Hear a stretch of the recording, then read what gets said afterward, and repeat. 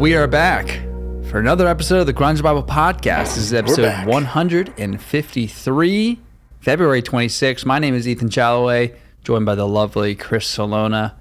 Brand new, clean-shaven Chris Salona. Chris, how are you, dude? I feel like a little schoolboy, Ethan. This is the first time in 1 year, one calendar year to the day, actually, that I had been clean-shaven. That I didn't intend it that way. I had grown a beard for the last month and a half, and I was like, "Fuck it, I don't like the way I look with a beard." So I shaved it off with the intent to go back to my traditional mustache, and then I let the intrusive thoughts win, and a couple of swipes of that razor blade later, and I was looking like a preteen Swedish boy or something. Yeah. I don't know. It's gonna take some adjustment. It's all right. You'll get through it. A couple days of mourning, but then I'm you'll just proving that I have control over something. Yeah, you got to do it. You got to do it. Just like people grow their hair out, sometimes you got to cut your hair. Exactly. That'll be next. I've been growing my hair out for almost a year now, so that won't be long before I decide to do that as well and get rid of that. But yeah, all things must pass. That's right. Including the month of February. Someday come back. Yeah. Exactly. Thank God, man. The month of February went by faster than anything. Any month of the year so far.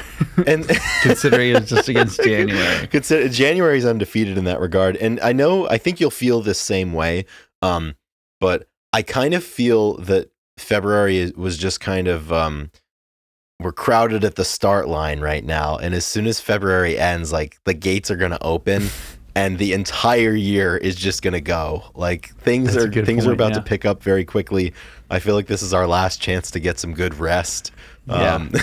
Once March hits, it's gonna be off to the races, and we're not gonna be able to stop.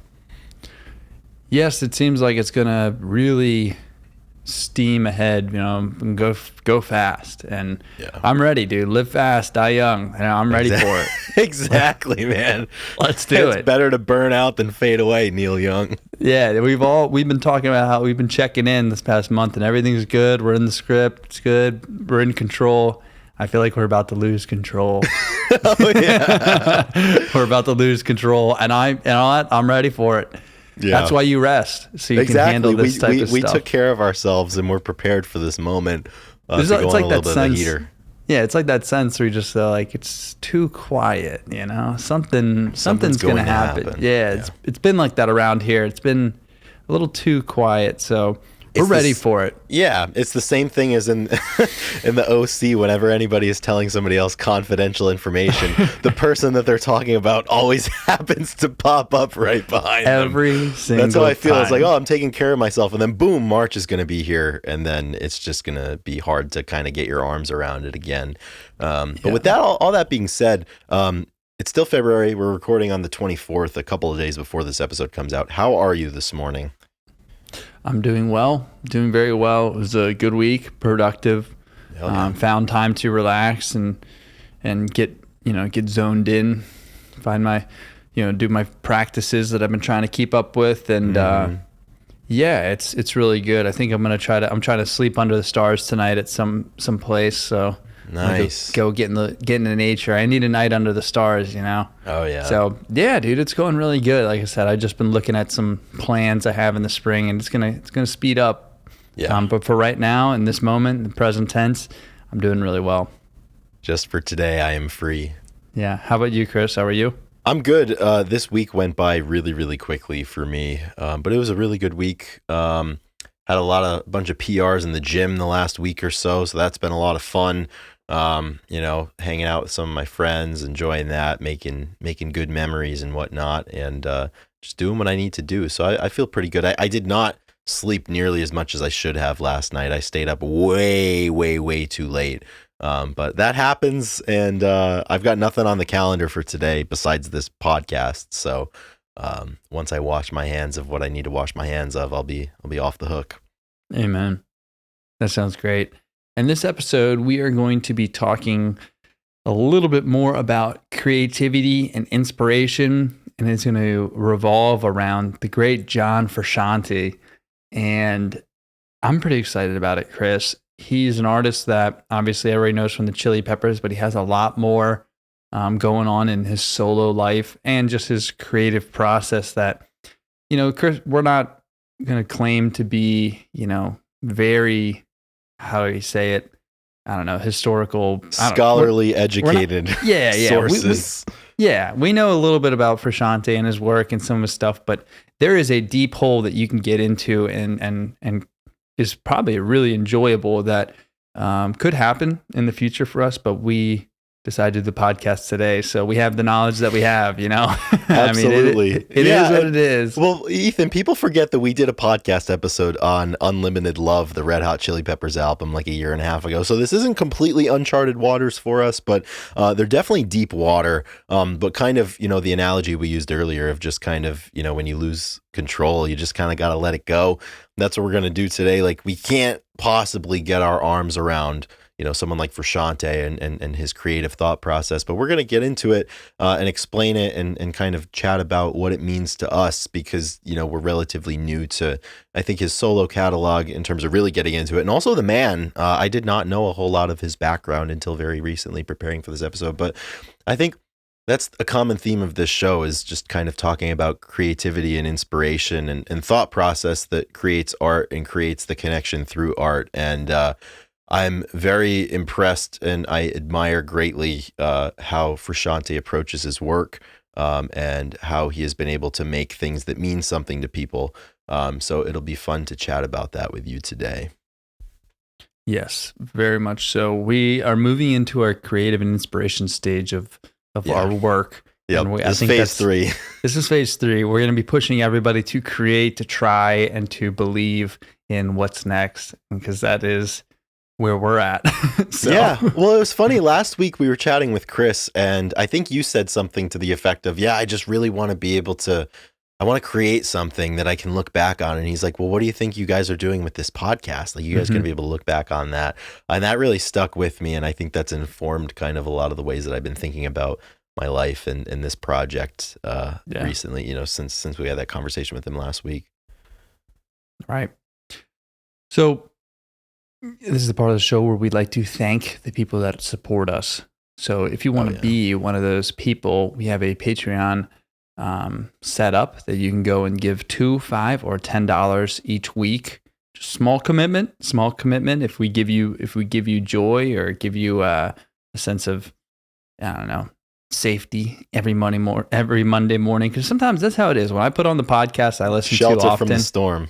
Yeah, it's like wearing your favorite hat. You just feel safe, You just put it on and you're like, all right, I'm good. You put those headphones in, you're like, the voice of Bill Simmons, the voice of Chris Salona, like, I'm good. Oh, Jesus. So if we're that to you guys, please consider being a part of the community and supporting, doing your part. We say it all the time. It's like a shitty cup of coffee. So, yeah. Absolutely. We have our top level to thank. I'll pass it over to Chris. We do have our top level to thank, and that's where I come in. I'm trying to see around my microphone here. It's a little challenging here today, shaking the cobwebs off. My first hiccup with the Patreon list of 2024, but once I step into the batter's box right here, I'm just going to crank it out of the park. So I would like to thank... you called timeout. I saw you. Yeah, exactly. Yeah, and you get one with the new rules. So now I'm stepping back in. There's nothing I can do. I got these heaters bearing down upon me. So here we go. I would like to thank our top tier supporters over on Patreon, and those individuals are Russell, What the Fuck is Up, Denny's, Sherry Matthews, Laura and Irene, Millie, Nikki Six, Pile of Punk, Chris LSMS, King Buzzo Stole My Hair, Keith White, Granny Grunge, Jade Mercado, Jamie Lynn, Carlene Salona, Gochu John, Fuck Soup, Faith Bittner, Eric R. Berry, Apona, D-Boat, Doug Endy, Down in a Hole, Flat Out Fucked, Eddie Vedder Got Me Through My Second Divorce, Corden Stewart, Kara K, The Blue Owl, and Black Hole Sean. Another dinger. Incredible. Another one. Another dinger. Knocked it out of the park. It's great. Yeah. Additionally, Ethan, there's other ways that you can show support for us. And one of them we chatted with Chris about last week is leaving reviews. We implored people to download his app, which I still think you should do. And he was pissed because nobody had really given a review. And he's like, motherfuckers, like, if you guys can download the app and use it, you can write a little bit of reviews. And I noticed, I checked in because I'm so used to people not writing reviews that I don't check very often anymore. And I was preparing for this episode and pleasantly surprised to see that we got 2 reviews at the end of last month. I'd like to read them today. They're both 5-star reviews, which is good because we will read all reviews, even if they're 1-star. We've done that before. But one of the reviews from somebody who calls themselves Cranky Calvinist says, I don't know how I missed this pod the last few years, but I'm loving it. It warms my heart to hear how much grunge is still loved. This podcast is an easy and fun listen at the gym, while driving, or even when I'm doing my chicken coop cleans. So, I mean, get you a podcast that has that type of range. Yeah. And I guess that's us. And then the other review is a 5-star review from somebody that calls themselves Cycle Poet. And they say, as someone who was a teenager in the early 90s when grunge made its impact, it puts a smile on my face knowing there are people who weren't around at that time who enjoy and appreciate that genre and era. The host's musical knowledge goes beyond grunge as well. Great banter between the hosts with some occasional life philosophy thrown in as well. Keep up the great work. Well, I've got some great news for you, Cycle Poet, because we're going to be getting into the mind of Frusciante today. Which is both non-grunge, a little bit of philosophy. We're going to knock it all out. Oh, and yeah. You know what? I love those reviews because that's exactly, we want to be a nice banter you can listen to anywhere, even while you're doing the busy work, like cleaning the chicken coop, and you're going to start thinking deep, a little philosophy in there. Yeah. Man, this Chris, is the space that we're trying to cultivate. I think we know what we're doing, man. This is great. It's very good. I'm happy about this. Oh yeah, this is awesome. So without further ado, let's start getting into some of the episode. So what we've been doing past year? Have we been doing This Day in Music for a year? I feel like it doesn't seem like it, but at the same time, like half a year. I mean, time's fast. Oh, September. So. Yeah, I remember coming up with it, or whatever. Like, it's a very original thought. Oh, very original. Yep, we figure out all this stuff on our own as well. Yes, we do. Yeah, we were there. We research. Okay, so let's start with some birthdays. I'll let you go first because I'm not sure who. Absolutely. Well, I know who this is, and I have to say this is a pretty stacked This Day in Music, which is good because last week we omitted it because it sucked. Last couple of weeks have been really tough, scraping the bottom of the barrel, but we've got some heavy hitters now. And today is February 26th, and on this day in 1928, the 1950s and 60s blues, R&B, and just popular music legend, the mighty Fats Domino, was born. And it's just that classic, like 50s, like 60s kind of like soul-y, like doo-woppy kind of sound that Fats Domino was able to do. And he was just a mainstay of the era. And I was reading earlier, they're like, while not one of the most prolific or most creative, he was one of the most consistent of the era. And I really relate to that. Like, I'm not trying to be the most prolific. I just want to be consistent. What an absolute juggernaut of a name. Fats Domino. Like, that's something that if you had to choose, like, you're choosing the character and you get to pick both your first and last name, like Domino, great last name. And then Fats, dude, come on. That's an awesome R&B, like, oh yeah, stage name, whatever. That's so good. Happy for him. That's absolutely fantastic. 4 years later, 1932, Johnny Cash is born in Kingsland, Arkansas. The man in black. The man in black, not the king. King's Elvis. It happens. Johnny Cash, man. Don't need to say much. But going back and listening to his stuff and his stories and all that is always a treat when I get into it. Like I said, there's some of the Jailhouse session on Saturdays here where they play like a lot of the stuff he did for the prisons and jails. Oh yeah, San Quentin, Folsom Prison. Mm-hmm. And fantastic it's stuff. Very interesting life, obviously. Yeah, there was I think I've mentioned this to you before, but really, really good interview he did with Kurt Loder like a month before he died. And it was the end of the interview, and Kurt Loder asked Johnny Cash, do you ever kind of think about death, now that your wife has passed away and everything? And Johnny Cash like looks him dead in the face. He's like, oh, I believe my life will end very soon. I'm 71 years old. And then he goes on to talk about his faith, and how he's never like turned his back on his faith and the way he believes and everything. And then the last question of the interview is so moving. Kurt Loder sits there and he asks him, he's like, where do you think we all go? And Johnny's like, where do we go? You mean when we die? And he just says, well, we all hope to go to heaven, and just nods his head. And then the interview fades to black. And then he died, weeks later. Really, really wild. But Johnny Cash, king. Absolute king. We all hope to go to heaven. I love that. Ain't that the truth?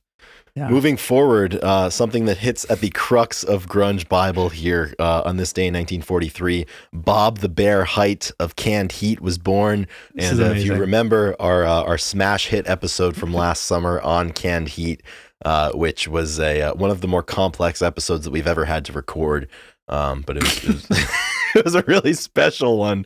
So happy birthday to the late, great Bob the Bear Height. I hope everybody out there realizes how important this is, because so we do this day in music, and obviously February 26, 2024, it could fall on any day of the week, right? But it has to be a Monday for us to record or to have a podcast. So the fact that it's actually the man's birthday comes up, it's once every 7 years, right? Or leap year, maybe it moves a little bit, once every 5-6 years that, Christmas is on a Sunday type of thing. Exactly. Yeah. It takes a while. So we hit the jackpot with this one. We really did. Because otherwise we would never be able to experience Bob the Bear's birthday, right. except for, day. I guess we'd probably still find a way, but incredible human to watch perform and do his thing in Canned Heat. And we love that band. Special place in the heart. Yeah. It's about time to dust off Canned Heat here. I totally agree. Yeah. All right, moving to 1953, Michael Bolton is born. Happy birthday, Michael Bolton. Heartthrob. Man, what's that put him at? 81? 81 71. Years old? Yeah. 53, if my math is correct. 71. Yeah. 71. I thought it was 34. I thought we were 10 years ahead. I mean, the way time's been moving, I wouldn't be surprised. That's great. Let's see. Do we want to go right to I guess we'll do the next one. Do you want to go ahead? We'll move through these pretty quickly. So on February 26th, 1995, Led Zeppelin duo Jimmy Page and Robert Plant kicked off a year-long tour supporting their duo reunion album No Quarter, which I believe was a lot of remakes of Zeppelin material. And I'll tell you, some of those Page and Plant shows that they did in the mid-90s are really, really important and really special. They sounded great and seemed like they were having a lot of fun doing it. I also love Jimmy Page went on to record, I think, at least one live album and tour for a while with the Black Crowes, which is really, really cool. They're one of my favorite bands, and it was really cool to hear the Crowes do, some Zeppelin songs, and for Chris Robinson to take vocals on that, and also for, Jimmy Page to contribute to some Black Crowes songs live. I thought that was really cool. So I'll probably go on and go back and listen to some 90s era Page and Plant. That sounds awesome. Oh, yeah. That sounds like exactly what I need today. Mm-hmm. That sounds great. Kind of, and more Crows. I need some more Crows. More Black Crowes. I mean, I've had my Counting Crows in the past couple of weeks. We have, sure. We have. We're crossing a lot of time and space with these episodes lately. But important. They're all important people. Oh, yeah. So moving on to 2008, drummer Buddy Miles dies of congestive heart disease in Austin, Texas at age 60. I had to put this on there because this man is the founder of the Big Beat. The founder of the Big Beat. Something that is dear to you and very, very important. So, any thoughts on the Big Beat now that the time has passed? Now the time has passed. I mean, 16 years since he passed, but I don't know. It's hard to say. So Buddy Miles, he was the drummer for Jimi Hendrix's band, and then he went on to record and release a lot of music under his own name, with different musicians. But there was one song that really hit me that he did a version of, and it really, really struck me in the summer of 2021. And it was his performance of Dreams. I think it was released in 1970 or something like that. But that was the epicenter of the Big Beat. And there was just something about it. The situation that I put myself in at the time when I heard that really made it. At the time, you couldn't have told me that it wasn't the best song ever made. And that's really all I need to say about that. I love that. I love those when you were like, I was fully convinced that the greatest song in recorded human history was Dreams by Buddy Miles. And you know what? Now that there's I was saying in that moment, Chris, it was. Well, that's the thing. I mean, it's been almost 3 years since I had that experience. And to this day, like, there's still part of my brain that thinks that. I Right. could be convinced. And at one point again, I will be. I think it always will too. Oh, yeah. There'll always be a part of you that believes that. Mm-hmm. And that's beautiful. Okay, we actually have a few very important things that came up on the calendar that happened to miss coming out on a Monday. And one of those is on February 17th, we lost Taylor Hawkins. I'm sorry, Taylor Hawkins' birthday. His death day is coming up. Yeah, I believe at the end of March 27th or something. So yeah, we missed it. We talked about it on the page, obviously, when it was his birthday on the 17th, but we didn't mention it on the show. And this kind of like late February is pretty busy in terms of, births and deaths here.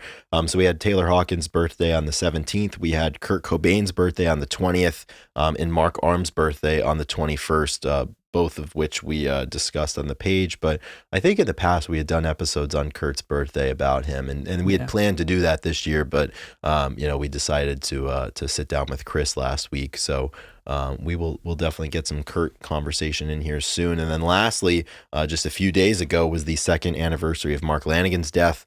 I remember we did an episode on him at the time, right after he passed away. And then we did one this past fall, actually, kind of getting into his solo catalog. That was really good one to do. And I'm glad that we did it. And I miss that guy a lot. Mm-hmm. Yeah, I've been listening to him a good bit on like Wednesday, I believe. Mm-hmm. Dangerous territory, but I was ready for it. And it was wonderful. Mm-hmm. It was very wonderful. So, yeah, so a lot of people important people in the music scene that you can go back and kind of think about. And that's important. But today, what we're going to think about and talk about is John Frusciante. Frusciante. So you guys know him for his time at the Chili Peppers. He was born March 5th, 1970 in Queens, New York. And throughout the years, he played with Chili Peppers in, we'll say, 3 stints. He wasn't an original member. They believe the band started in 82. And he joined in 88. He was with them for 4 years till 92. And he took a break until 98 to 2009. He was in the band. And he took another 10-year break. And then it's 2019 to present. So he's kind of been on and off. And he's talked about how in the beginning, it was his favorite band kind of growing up and wanted to be a part of. And then he was in the band and they had a lot of success. And there was a lot of pressure to kind of create music. And he felt that it kind of stifled his creativity. So he had to step away. And that is probably the best way to, if we're going to describe Frusciante like at all today, that's the best way to do it. Like he was in a position where he felt like his creativity was being stifled, so he stepped away because he didn't want to take away from his creative process and his inspiration.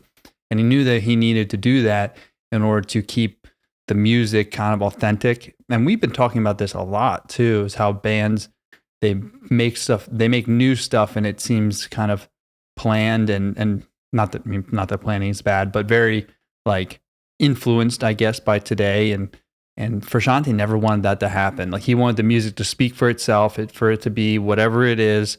And we'll kind of get into that because I feel when I listen to it, it is a lot of that. I mean, it's a lot of like, take it as it is. Like this is what came out of the guitar and him. And so I enjoy that he was able to step away and come back. I think that's pretty awesome. I mean, it's not that he was saying goodbye forever and there was just a ton of beef. He just had to work on himself and be creative and let himself be, which is great. Yeah. And you just mentioned right at the end of that kind of something that I think about with him is just kind of, he did the work. He did the work from a very early age to just absolutely master the guitar. He did his homework. I didn't know the origin story of how he joined the Chili Peppers, but their original guitarist had died, as we said. He passed away in 88, and then Frusciante was just 18 at the time, couldn't have been over 18, was able to join the band. Religious fan, knew the catalog, so he had done the work, and then as he traveled through his career and his life, in the public eye and being this creative force, amongst a creative force within itself with the Chili Peppers, discovering different things and struggling with different things. And I think, coming into contact with fame and dealing with that and realizing and understanding what his relationship should be with those things, and also coming into contact with drugs and alcohol and getting derailed by those for a long time and being able to do the work both within his mind and with his actions, and with his lack of actions, to stay away from those things and to, really kind of discover the path that he wanted to walk on. It was really, really interesting, just to begin to learn about him. And you had shared with me an interview that he did, and it's available on YouTube. I'm not quite sure when it was from. It was from the documentary called "The Heart is a Drum Machine." And it was discussing one of John Frusciante's solo albums, Empyrean. And I'll tell you, like, you sent it to me and it just completely started hitting for me, just the way that he was talking about the creative process, kind of how it starts in this inaccessible place even before your brain, and how you yourself as a person has to step aside kind of and just let the art and the music kind of come to you and flow through you. And it was really, really interesting. And I really gained a huge appreciation for his creativity and the depth that he has to him, both as a person, his philosophy, and how he approaches the music. Yeah, and the comments all reflected that same thought, those same thoughts. Everybody's like, you learn so much about creativity and vulnerability, because a lot of people are scared to open up with, because he like stutters, and you can tell he's processing the entire time for this conversation. It's like 45 minutes. And he's just kind of stumbling, processing, trying to get it out. And that is really raw creativity kind of going. And people, you want to be so done up in an interview and make sure that it's like, concise and like well thought out. And this is the opposite. This is just him talking and going, and you get really authentic kind of authentic look into his brain and how he does think about music and how it's created. And it's amazing. It really is great. And that's the nice part about him. You can tell people are really creative when you look up interviews and there's a good bit of them, right? He wasn't afraid to talk about the process and what was going on and the inspiration behind it. There's a whole bunch of them. And, you don't have that with every artist. There's a lot of people that, they kind of keep, I don't know, they just don't do that. They're just not as open about it. And, I think he was very good at that. Well, that's the thing. I think like every artist, they have their methodology with what works for them, right? To get into that space to make it. But I think it's few and far between you get the artists that will, talk at length and take you into their mind in the way that he does, and the way that he has, and the way that, almost by listening to his music, I think a lot more so than some other musicians, like his music itself is a gateway into his mind and the creative process. And just by evidence of his career arc, in the genres that he's worked with and the mediums that he's worked in, the Red Hot Chili Peppers, they were a funk band when he started, right? And then he brought with him a lot of blues and a lot of heavier guitar, and I think really transformed their sound. And then when he started releasing solo records, he's released a bunch of them. He was kind of like DIY, bedroom, acoustic, rock, like super, super unproduced, rough around the edges. And then he does something like Shadows Collide with People that's just a really interesting listen in the best way and really challenges you. And then, as he got into the 2010s, he was doing electronic music. And I think the ability that he has seemingly to kind of go to areas that challenge him, and areas that he's interested in without worrying about what people are going to think about it, or worrying about, how much volume it's going to do or how popular it's going to be. It just seems like somebody that's done the work and has gone through things to kind of, he's found the best guiding light for him, which is really, really cool. And this is coming from somebody, like, I'm not really a huge fan of the Chili Peppers. Like, I don't listen to them. I have next to no knowledge really about their music, especially as it relates to other bands that we talk about here. But Frusciante has always been somebody that I've been intrigued by and enjoyed a lot. And I'm excited that we've kind of begun to learn more about him. So looking at his solo discography, and I'm on the Wikipedia and I'm looking, I was counting it up, and he has like basically 23 releases, whether full albums, EPs, some are just released online, and that's a lot of music, right? And there was a time, fuck ton of music. I think it was 04, right? 04, 06, where he released 4 albums in 1 year. Yeah. Like 45 songs, basically. Insane. And like some of this stuff, like the notes next to it, like take his second album, taken off the market in 98 off of Frusciante's request and remains out of print. The one was like only pressed 1,500 vinyls. Like it's very, like if you want to own a copy, I mean, I'm probably it's a lot hard. Is on, it's on Spotify, but a lot of the stuff is not, like it's not heavily produced and heavily put out there. Right. And he's talked a few times about his solo career, and he says, as far as my solo record, I don't want a gold record or anything. I'm happy to be small and to have the people appreciate the music who really like me for being me. And then he later says, I'm not interested in forcing my music on people, and that's what the whole music industry nowadays is based on, is forcing stations to play it, forcing people to listen to it. And both those things are, the crux of what he is trying to do. Like he doesn't care. He wants, and that's like his message. A lot of people are like, this is great inspiration. Like I saw somebody put something that I play guitar and I get caught up all the time, but then I watch this and I realize that, the process is mine and it can go as far as I want. And that is the beauty of it. It doesn't need to be picked up by anybody or really heard by the masses to be good. Yeah. And he lived it, I love it. Yeah. It's just unbelievable. Like it's one of those musicians, and I think there's always artists that, have such longevity, and have seemingly lived dozens of lives throughout their creative tenure. Right? Oh yeah. And he's one of them. And the crazy thing, like as it relates to the era where I think he's most popular, right? Like Blood Sugar Sex Magic era, Stadium Arcadium, like that, like the 90s and 2000s. Like he was young, like he was born in 1970. Like he's 50, he'll be 54 this year. I mean, as it relates to a lot of his peers and even a lot of the people that are in the Chili Peppers with him, like he is young.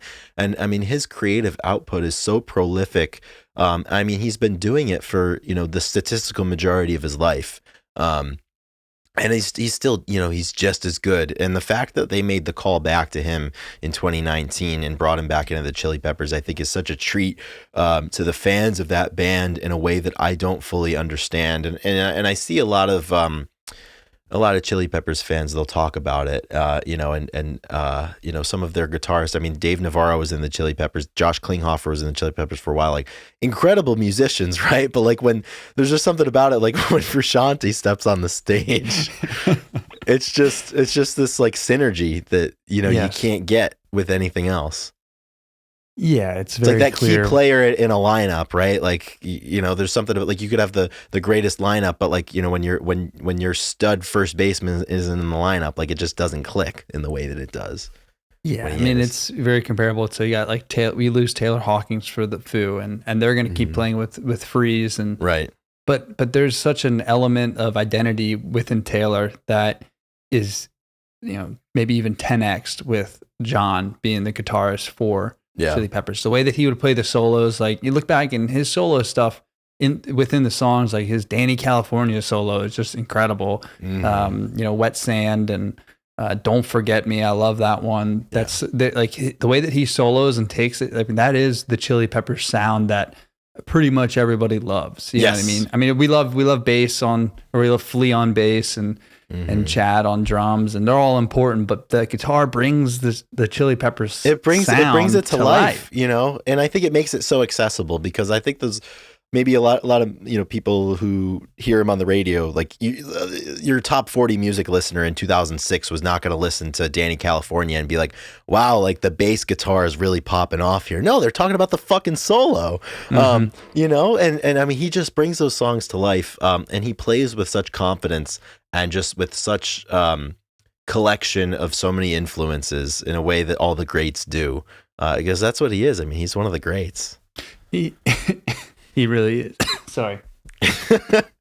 Taken over by the power of Frusciante. I know, I am. No, he really is a special guitarist, and I'm excited to listen to some more Chili Peppers and some of their live stuff. I actually really want to go see them now. Like, and that was one that we've talked about. Like, I'm good on the Chili Peppers, but they are one of the bands that have all the original members. Like, for the most, the core group is still there playing, and we don't want to take that for granted. I mean, these guys have all struggled and have struggles over the years, so to have them still here is not common. in the music world. We know Yeah. this. I mean, to have John here, I mean, he was on death's doorstep in a lot of different ways, you know, because of his addictions and just different things that he was struggling with. So, I mean, the fact that he's here, Right. you know, that says it all.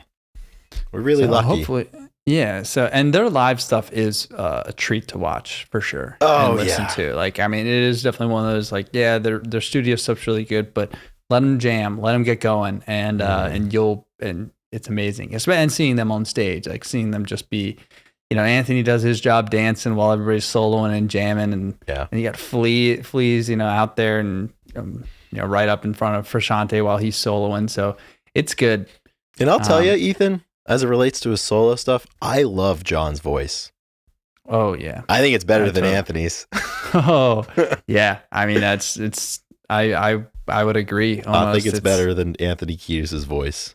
Yeah, dude, he has a way with it. So I remember the first time I listened to, I heard one of his songs. It was "The Past Recedes," and this was probably, I don't know, maybe 4 or 5 years ago when it came up on a playlist, and I was like, I know that voice, I know that, and I looked at it and I was like, oh shoot, John Frusciante. I was like, he has solo stuff. I didn't really know. Same thing happened to me with Shadows Collide one time a few years ago.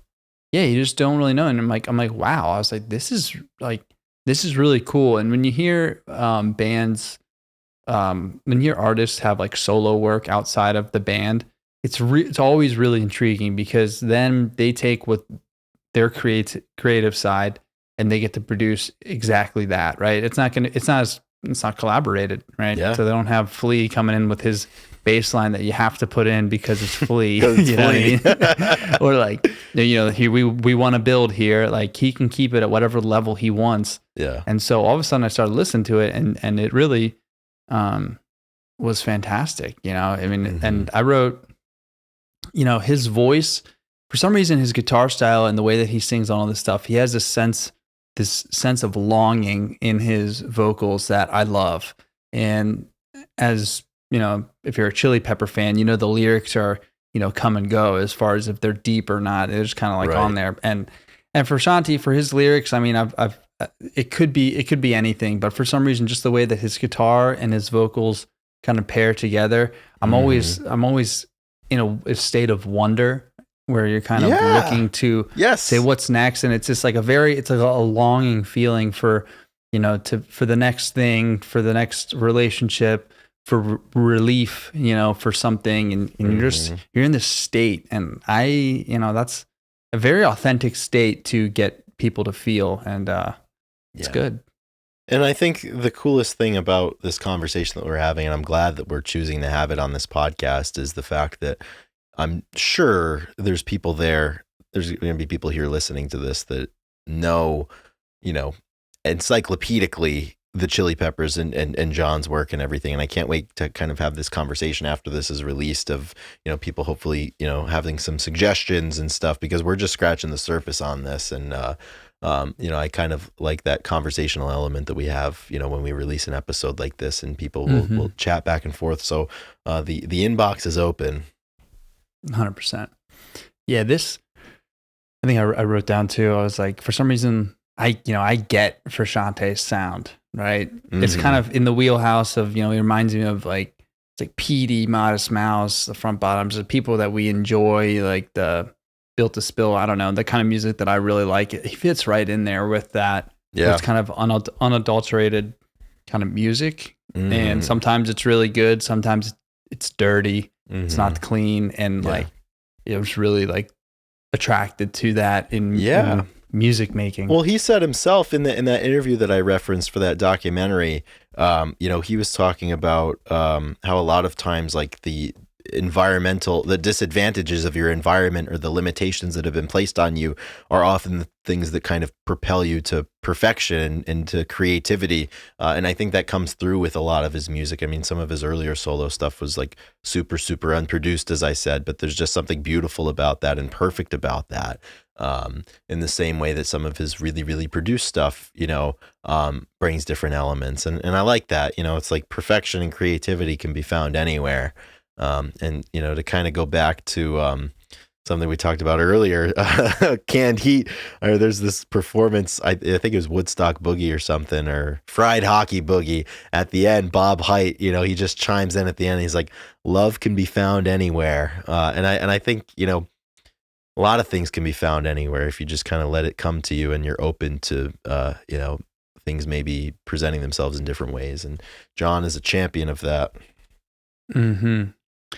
Yeah, in the interview, he talks a little bit about Jimi Hendrix and his work and how it's just, he's an incredible guitar player. Mm-hmm.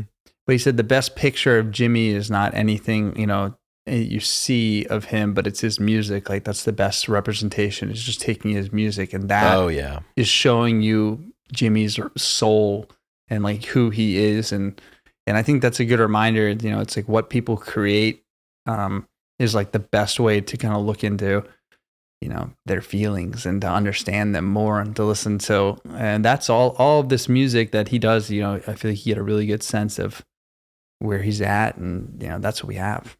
Absolutely. That's John Frusciante. This is our right at the beginning of getting into him, and I think it would be cool maybe like if we're still doing this. I mean, I think we will, like a year from now. It's like what we've learned and how he's impacted us. That would be fun to revisit in the same way that we have with some of the grunge albums that we've talked about. It would definitely. I think we should really consider that and come back, and maybe we'll get him on the pod. Exactly. He's into interviews, so dial him up, nice and easy. Wow, that would be fantastic. Yeah, and I think we'd be remiss if we left out that. Thank God for Frusciante, because he saved us from 20 years of Red Hot Chili Peppers funk. Exactly. Yeah, he put an end to the era in the same way that grunge killed hair metal. We are indebted forever to Frusciante and to Nevermind by Nirvana.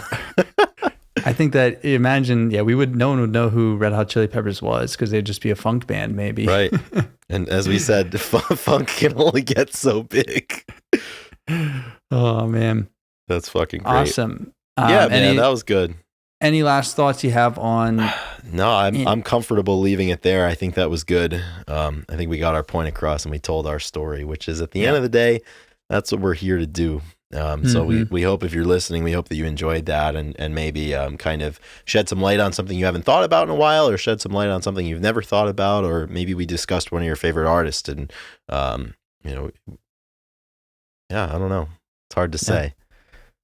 Yeah, if you're out there and you want to listen, you want to find a good place to start for Frusciante, I think we like Shadows Collide with People a lot. The one song on Mission is one of my favorites by him. I think Klinghoffer sings some backups, and there's just some really good harmonies going on. Yeah, some good harmonies going on through it, which is really fun. Yeah. Is that going to be your song of the week? No, I picked a Chili Peppers song, actually. Oh, okay. All right. I did. And I kind of already mentioned it, but I'll say Don't Forget Me is incredible, has a really nice build at the end, and also just an awesome solo by John. So it's totally worth taking a listen to, Totally. Yeah. And you'll really like it. It's on the By the Way album from 2002. Classic. Great era of the Chili Peppers. My song of the week is going to be from Shadows Collide with People, and is going to be In Relief. I love the way that the intro of that song kind of challenges you, and it sounds completely different from, when the song actually begins. And Frusciante's vocals are really good. They got some reverby effects to it. It's just a really, really top tier song that challenges you and is, as I said before, an interesting listen. So that's my song of the week. So we've got 2 songs of the week. We got some good chat. We paid our respects to births and deaths because, as we said, they're happening all the time. So we got to make note of them. Ethan, this was a fun episode to do. If you're still with us, I hope you also had fun listening to us. And we look forward to you joining in the conversation in the days and weeks to come. But I think that'll put a lid on episode number 153 of the Grunge Bible podcast. We're coming up on that 3-year anniversary. We got a few episodes left. It's crazy. Yeah, we really are close. All right. Thank you, everybody, for listening. We'll see you guys next week. Have a wonderful week. Rock and roll.